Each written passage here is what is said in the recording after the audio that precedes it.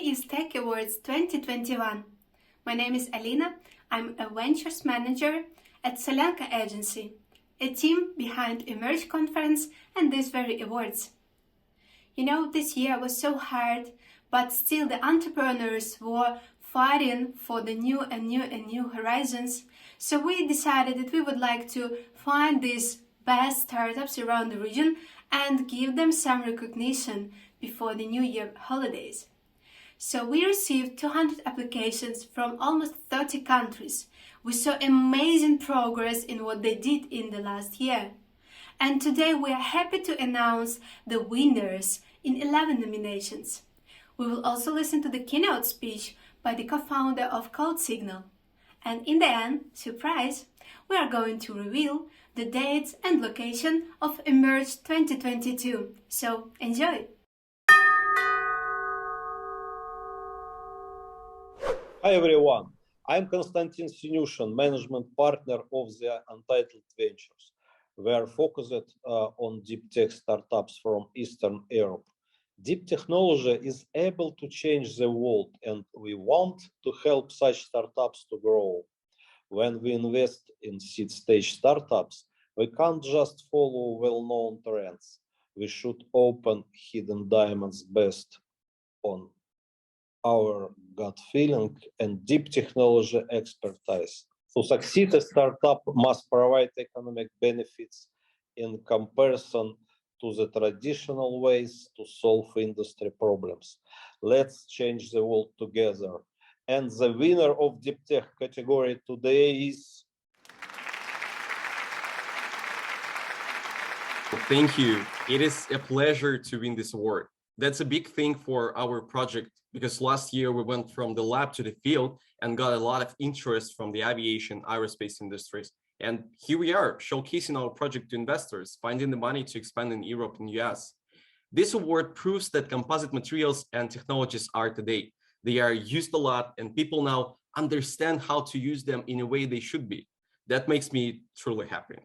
Thank you once again to my team who was working hard. And if you want to become a visionary of tomorrow of material science and spacecraft building control, feel welcome to contact us using composite.vision and let's meet on the Emerge 2022.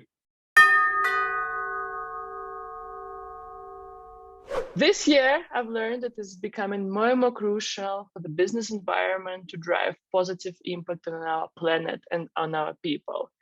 It's very inspiring to see so many purpose-driven founders arising every year who put their life on the mission to drive a sustainable and regenerative future for our planet. Now it's time to announce the winner of the ImpactTech nomination. And the winner is... I am honored to receive this award for endangered wildlife. Biodiversity in 2021 finally received the urgent global attention that it deserves, and endangered wildlife has been in the forefront of justifying the financial value of individual species of biodiversity. As a company, we have grown over the past year into a leader in biodiversity valuation. Despite the challenges, we have achieved significant milestones during the year. This would not have been possible without the dedication of the endangered wildlife team and those who believed in us. But our impact journey is only just at its beginning. There are too many precious species still facing extinction. It is no longer feasible to say that we will find a solution one day. Instead, it is my belief that one day should be today. So thank you to the new HealthTech Awards and judges for this accolade and a positive start to 2022. I'm Sergey Dashkov. I'm an angel investor and founder of Joint Journey, and also founder of True Global Venture. Today, I represent MetaTech nominations at new HealthTech Awards. While global companies like Facebook, now Meta, NVIDIA, Microsoft are all beating on the metaverse, new companies rise in our regions that have been waiting for a long time. They've been building VR and AR solutions, but none of them were yet commercialized. Well, next year, we might see those companies providing new building blocks for the metaverse and building new environment for work, play, and communications. I'm excited to announce the winner of the MetaTech nominations at New East Tech Awards. Hi everyone, my name is Vadim Belov and I am a founder of It's a Life Lab. We are a team of creative technologists who believe in the future of metaverse and provide full cycle production of high quality graphics and animation, virtual human, digital clothes, and the environment. It's a great honor for us to be the winner of MetaTech's nomination at the New East Tech Award 2021. We are just 2 years old startup, but we grow rapidly as the metaverses do. This new meta movement requires leaders who will take humanity to the next level of existence. Having a digital identity becomes a new reality. We see an amazing opportunity of creating virtual humans and digital clothes for brands. Follow us and we'll surprise you in February 2022. Goodbye.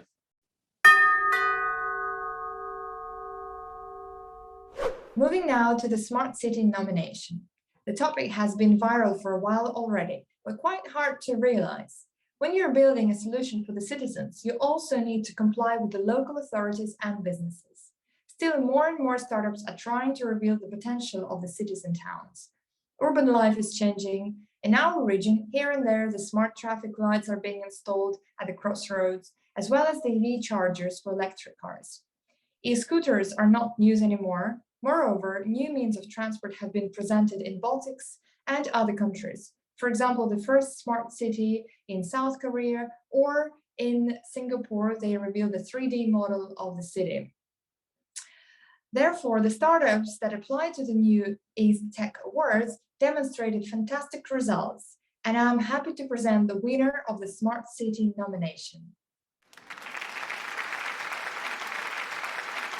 That was really surprising to get this award. I would like to say big thanks to our business partners and end users who also believe that another app will not help us out from disposable packaging waste madness. During the short period we have been on the market, over 30,000 consumers have used our technology and over 60,000 disposable packages are avoided. At Kaploop, we believe that we need to digitalize our packages, make them reusable, and build a smart city network of Kaploop machines. So the return of the reusable packages will be as natural as throwing away disposable ones. You will get consumers' acceptance to switch from disposables to reusable ones if you don't disrupt their established behavior. Thank you so much. And if you want to join us, now we are raising our next round and feel free to contact us. Thank you. Hello, everyone. I'm Alexander Chekin from Palta. And today I'm honored to represent at this New East Tech Awards, the Health and Wellbeing Technology nomination.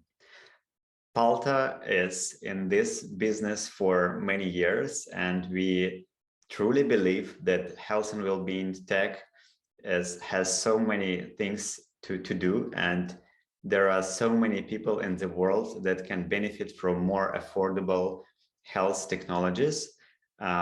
And they can change their lifestyles to healthier and happier life.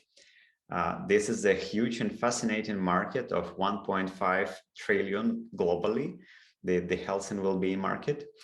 And I think this is an exciting and important nomination for New East Tech Awards. And now let's reveal the winner.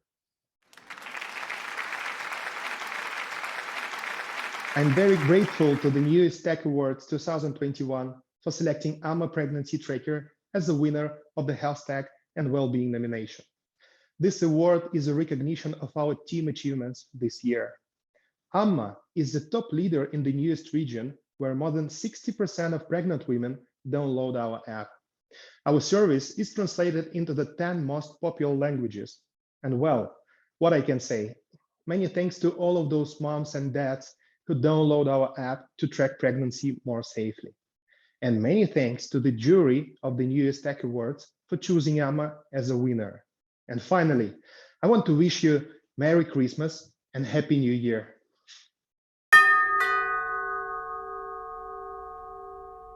Last year started with a very quick switch to the work from home format, and companies faced the worst security issues ever. Maybe that is why, in the first quarter of 2021, the cybersecurity market saw record investment volumes. And the research says that the global spending in this domain will grow to almost $2 trillion by 2025. From what we see from the companies and startups that we work with, the demand for cybersecurity solutions will definitely become higher and expand to new industries. Not only remote workers and freelancers would need protection for their devices and websites. Smart city, Internet of Things, autonomous vehicles, drones, small satellites, they are emerging technologies whose creators will need to think about privacy and territory protection very soon. Moreover, we found out that one more growing industry also needs protection from the fraud and scams. So, in a moment, you will find out the winner of the cybersecurity nomination. We are very glad to receive this award. So thank you very much for choosing us, and thank you to the organizers and to the donors of this competition. We are a global online escrow platform, and we serve gamers. So we ensure that the deals are done securely online. And we see in those pandemic times that we have there is a demand for our service. We also work with marketplaces where people trade online, and we also see demand for our escrow service. If you're interested in this business and like to know more about us, please feel free to contact, and I'll be happy to tell you more about this. Marketing technologies are becoming more important every day. 26% of marketing budgets are allocated to marketing technologies. Moreover, over 80% of marketing budget is spent on digital marketing and performance marketing. For this reason, I believe that it's important that we selected marketing tech category for our awards today. And we want to present you the winner in marketing tech category. Such a surprise for us. Thank you for such a good news in the end of the year. It's the, I guess, second pandemics year. And as we deal with mainstream and social media listening and analytics, I think that these 2 last years of pandemics once again proved the tremendous impact, value, and power communications have. And as any type of such power, it can be for good and for bad. Our mission is to bring better understanding of the impact of communications. And I humbly hope that better understanding results in better communications for the good of all of us. So we'll keep moving on this path, and we have a lot of job to do. But as it's Christmas time, I really wish to all of us a little bit of magic this year and some nice people to share the moment with. So thank you once again. Thank you for my team. Thank you for all the participants. And I hope to see you next year. Merry Christmas and Happy New Year. Hi, I'm Boris. I'm a managing partner of Smok Ventures, which invests in pre-seed in the CE region. As the pandemic hit in 2020, the way people work around the world has changed significantly. Yet the HR market hasn't really adjusted fully to this new normal with remote work and hybrid work and the bigger dependence of offshore and nearshore teams. But recently, I've actually seen a number of new startups, especially in the Central Eastern European region, which is known for being one of the outsourcing capitals of the world, that solve specific problems regarding remote work, like burnout, like the motivation of employees, or generally how to cope with the hybrid and remote work at the same time. So now I would like to present the HealthTech winner.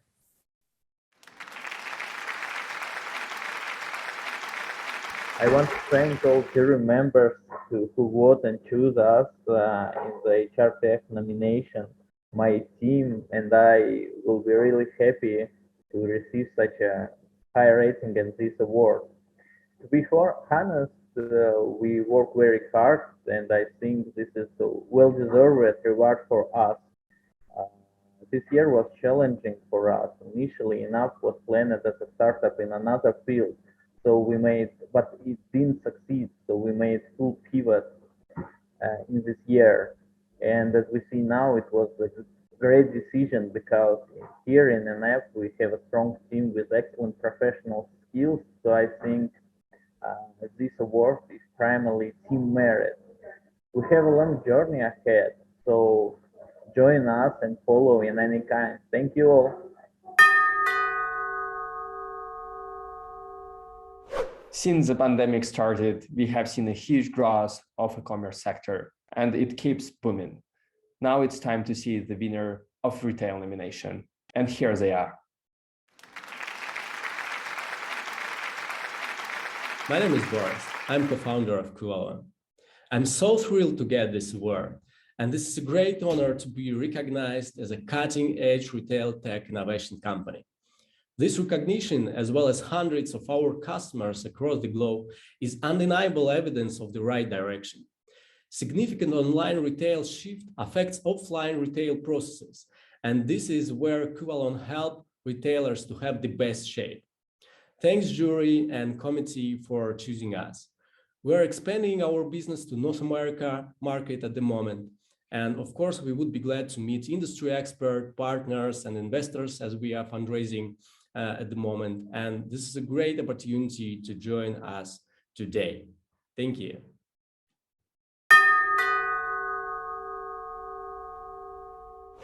Another industry growing at a very high speed is FinTech. We've all heard that FinTech companies received the major part of the VC money in the past 2 years. And what I would like to emphasize here is that finally, FinTech startups from the New East region are also getting recognized. They are supported by both local angels and funds and international actors like 500 Global. In Central Eastern Europe, FinTech startups are working on open banking projects and digitalization of the very hard-moving organizations, such as banks. Other types of FinTech companies discover new opportunities in the cryptocurrency field, investment, crowdfunding, and overall democratization of the finances and access to money. This is particularly important during the pandemic when small and medium businesses are going through a crisis and desperately need financial support. We hope that the winner of the FinTech nomination will contribute to the changing trends. Are you ready to hear the winner? Yeah, it's a big pleasure to win this award. Thank you, New East Tech Awards, for being a part of it.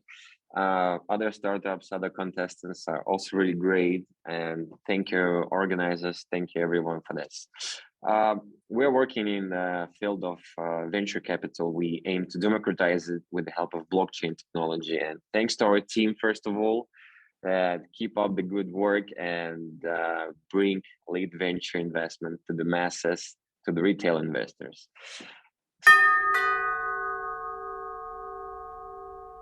Venture capital industry was really interesting during the last year. Venture capital investments were booming.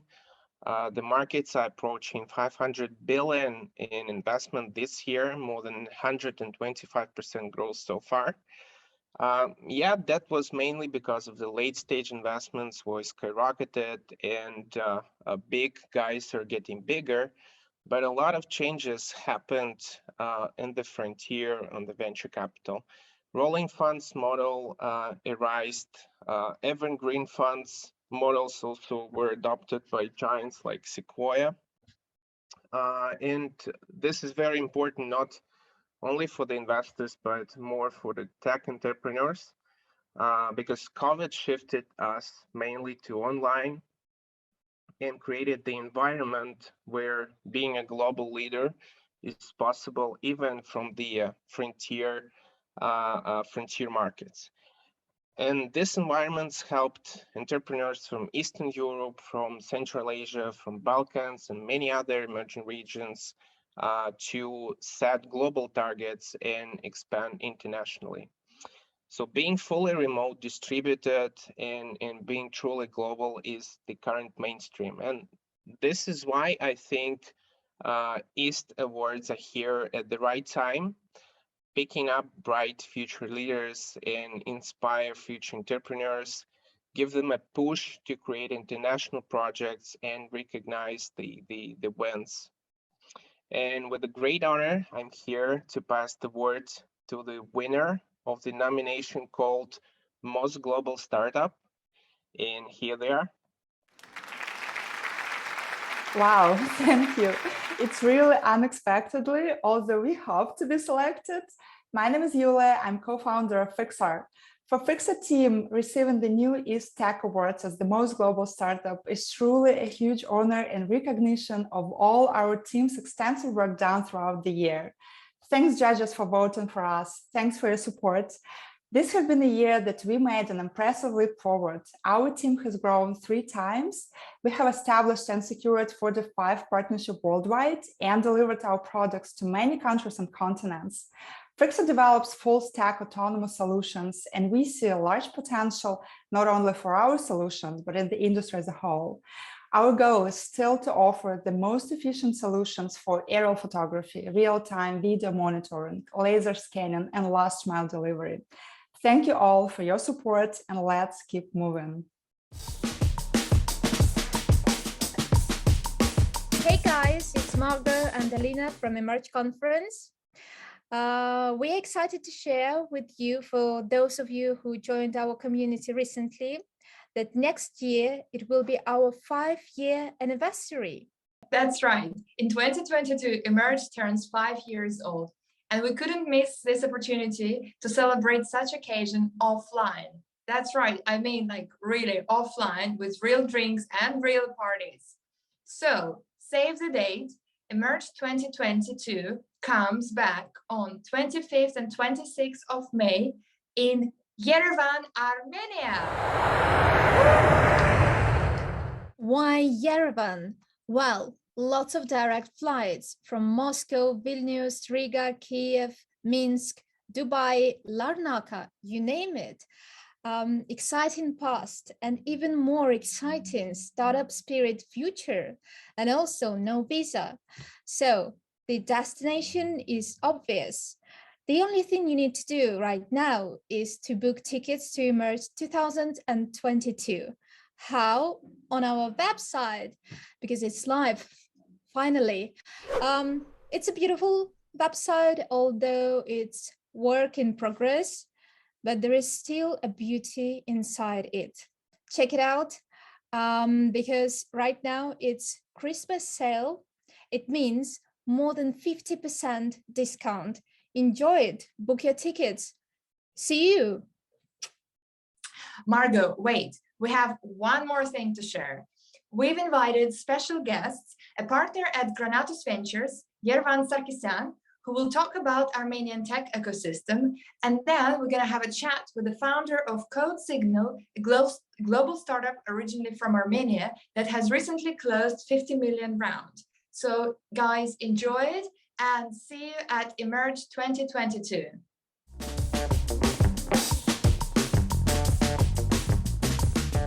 Hi everyone. My name is Yerevan Sarkisyan. I am founding partner at Granatus Ventures. I've been investing in startups for 10 years, around 10 years. I've done quite a lot of investments, and a lot of those investments are in Armenian startups.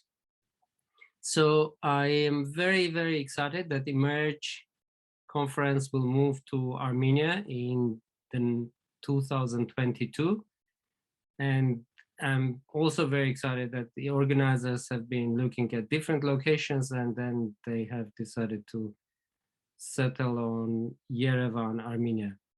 And I think when you bring founders, investors, operators, executives, talent together in one place, then the great things will happen. Armenia is a great choice for a few reasons. First, the local ecosystem has been developing at super fast rates in the last few years, and Armenia now has its first official unicorn, although I'll talk about other startups or other tech companies as well. And second, Armenian ecosystem is very linked to the US ecosystem. So by visiting Armenia, startups and investors and talent will get access to also the Silicon Valley ecosystem and US ecosystem.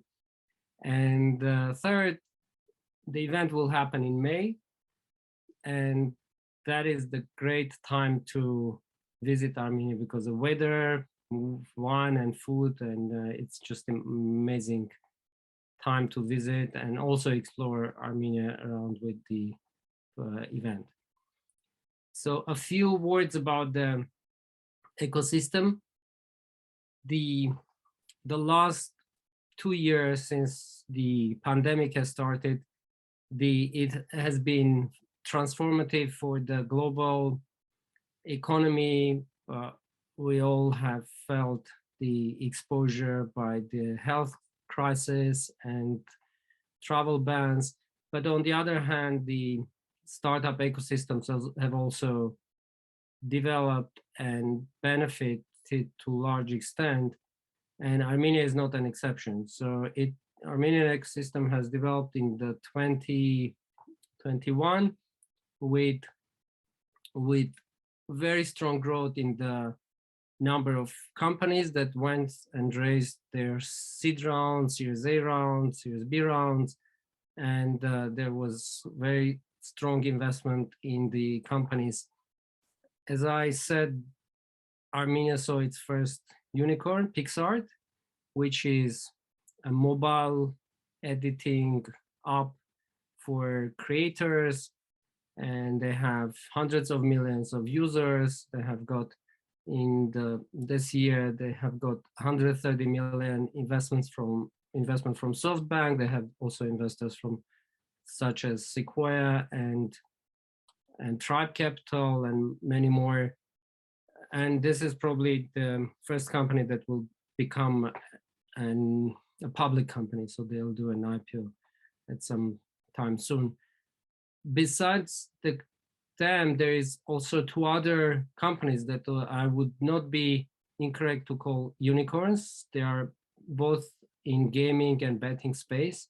One is called Soft Construct and the other is called Digitain. So those are also huge companies. And besides, there is the 4th company, which is a unicorn, although it didn't start in Armenia. It started in the 2nd Armenian city, which is Glendale.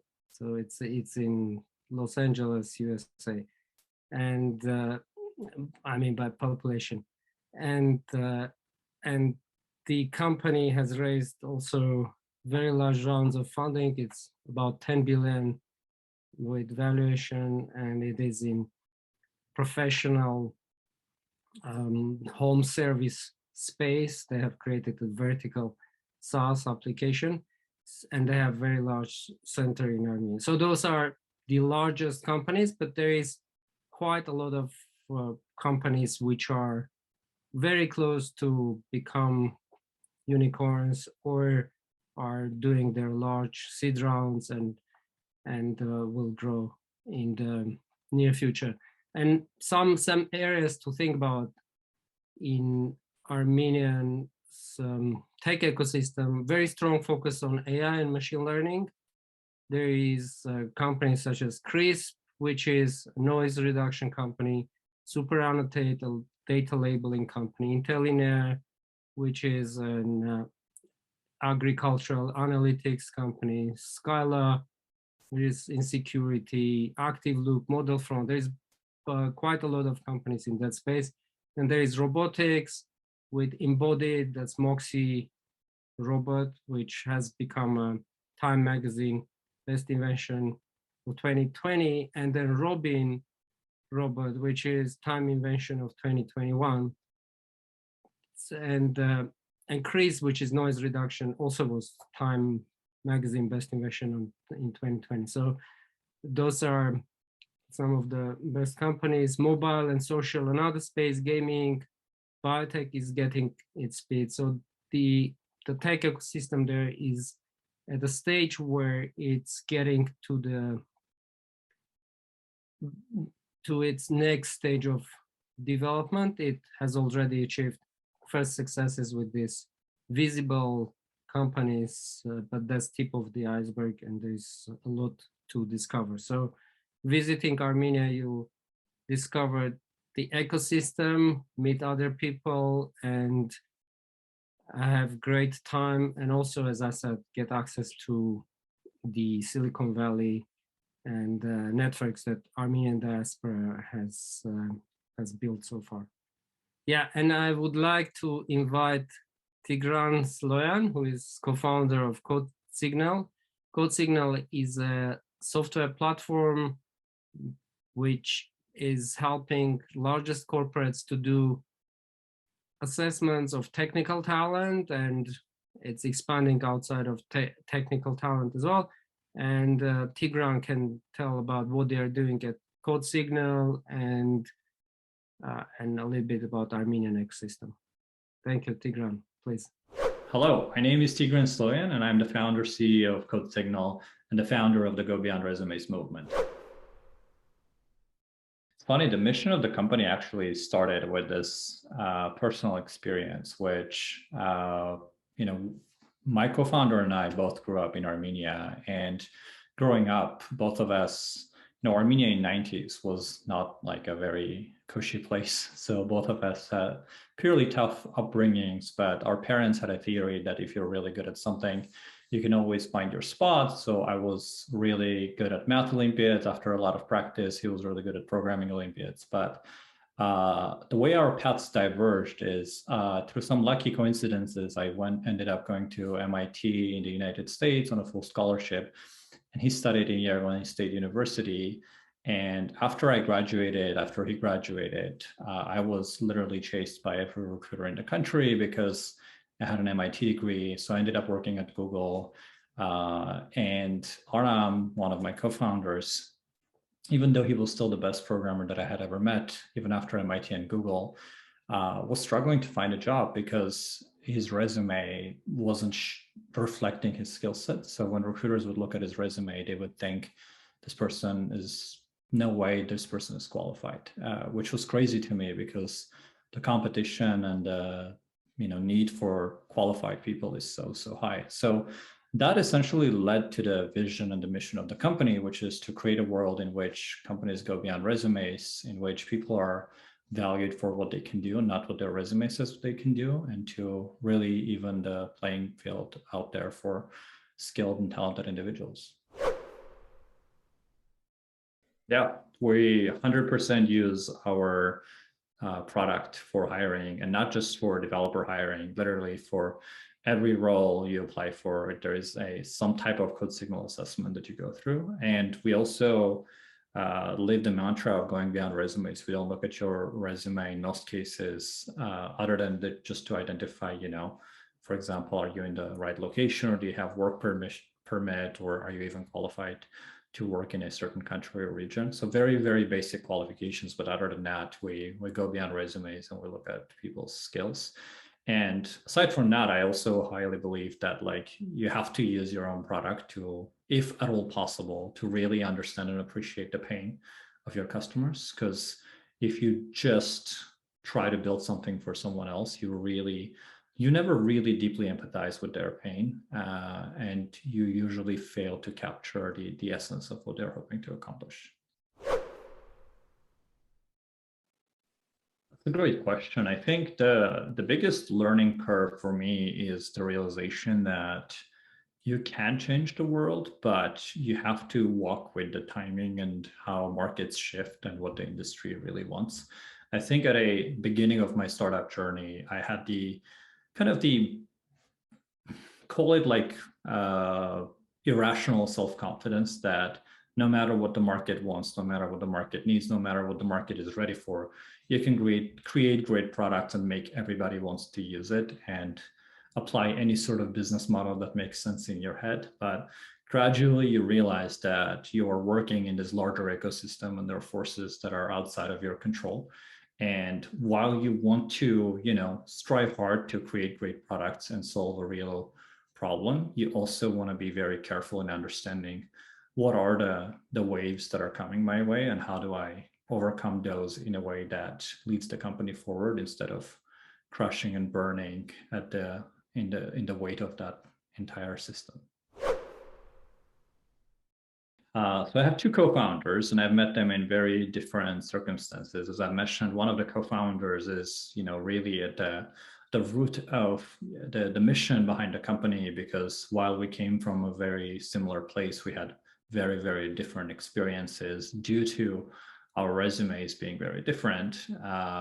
My third co-founder, we met in the US later on. Actually, we already had started and built the initial version of the company, but she was instrumental in turning the company from, very early idea and product into a real business and a real company that has structure, that has scale. I often say she's my Sheryl Sandberg. So my advice to others looking for co-founders is you want complementary skills. I think a lot of the times people go for co-founders that can do exactly what they can do and are striving to become whatever they're striving to become, which one way or another leads to conflict eventually, right? You want people who are driven by slightly different things, want to achieve slightly different things, and can potentially occupy different roles in the company and help drive the company forward. Because if you hire everybody who's really well suited to be the CEO of the company, you're eventually going to get into conflict there. If you hire everybody who's super technical and wants to be the CTO of the company, you're going to get into some level of conflict, and you're not going to be able to drive the company forward as fast as you can, because you are missing skills, because no one person has all the skill set necessary to really create a groundbreaking company. And those complementary skills really make a team that can survive and thrive as things get tough.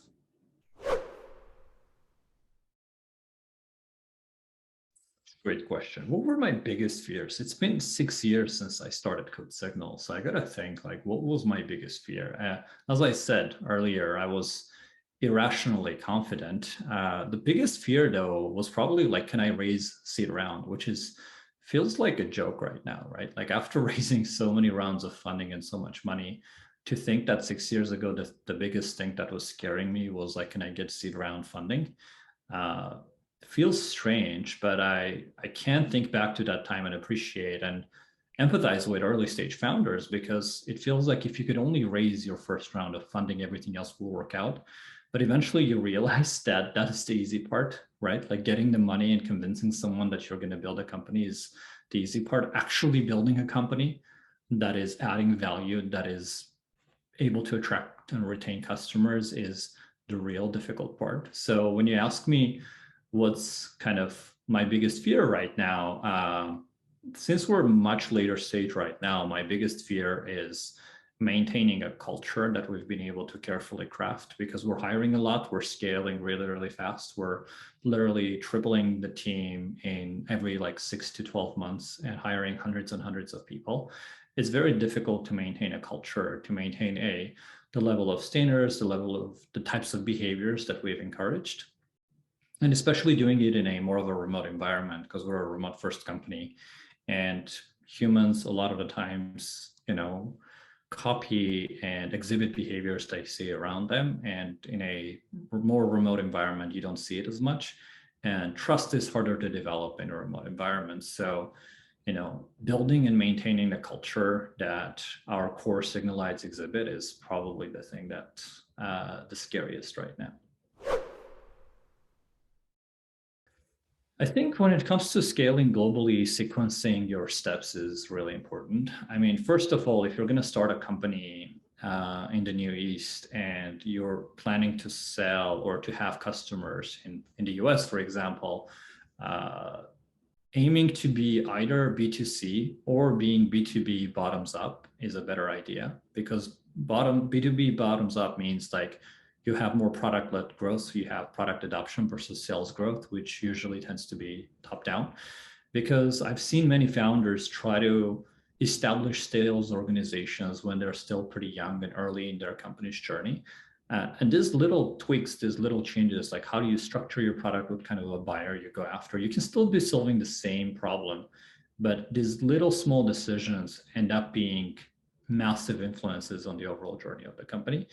And this transition to having a sales team, local sales teams in different regions, while your core company is based somewhere else, usually ends up destroying the company's business and growth. So my biggest advice has always been try to be as product-led as possible, because mastering, sales on this side of the hemisphere is very, very difficult when you're on the other side.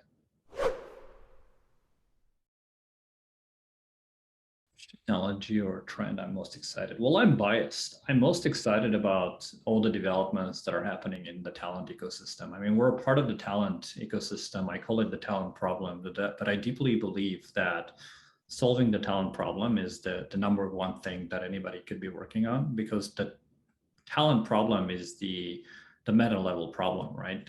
It's a problem where the more technology keeps disrupting different industries, the more you start creating complex jobs and requiring complex job skills. The main thing that's going to stop evolution of our species and the overall evolution of the technology sector is how quickly can we, find, grow talented people around us? How quickly can we teach these skills? And it's very broken right now. I mean, starting from, most societies believing that talent and skills are a gift. They even call it that. They say somebody's gifted or not gifted, which is a completely flawed logic and a myth. And going into schools, treating students just based on modeling education on an average student, to really universities approaching talent and education as a once in a lifetime kind of event, versus the current technology evolution is forcing everything to be more continuous, and eventually getting into recruitment where companies use your education and your past experience is the primary indicator whether you're qualified for a job or not. But I do believe all of that is changing. I mean, education is becoming far more democratized, and companies are being forced to look for more innovative ways to find, develop, and grow talent. And those forces are going to create disruption that's never been seen before, because it's becoming really, really difficult to operate in this environment. That's a great question. I think what's special about the tech scene in Armenia is there is not that many alternatives. I'm sure some will agree, some will disagree with this. I think necessity is the mother of innovation, they say. And given that Armenia is a landlocked country with not too many natural resources, being able to build and sell software globally is like a golden ticket. And that's really the only ticket. Where the only ticket and the golden ticket is the same. On the one hand, you can say, oh, it's too hard, why aren't there too many other options, right?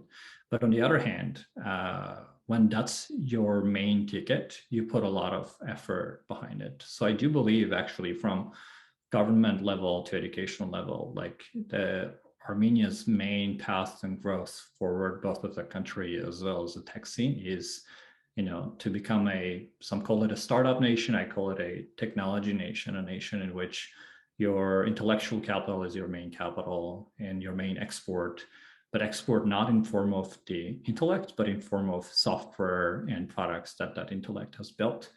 And I do think that it will work. It will take time because it goes deep into the society and the roots of the education. But the more and more society sees companies, founders, people that are succeeding in this space, the more people will rush into it, and it will gradually shift into a mode where everybody realizes that this is the path forward.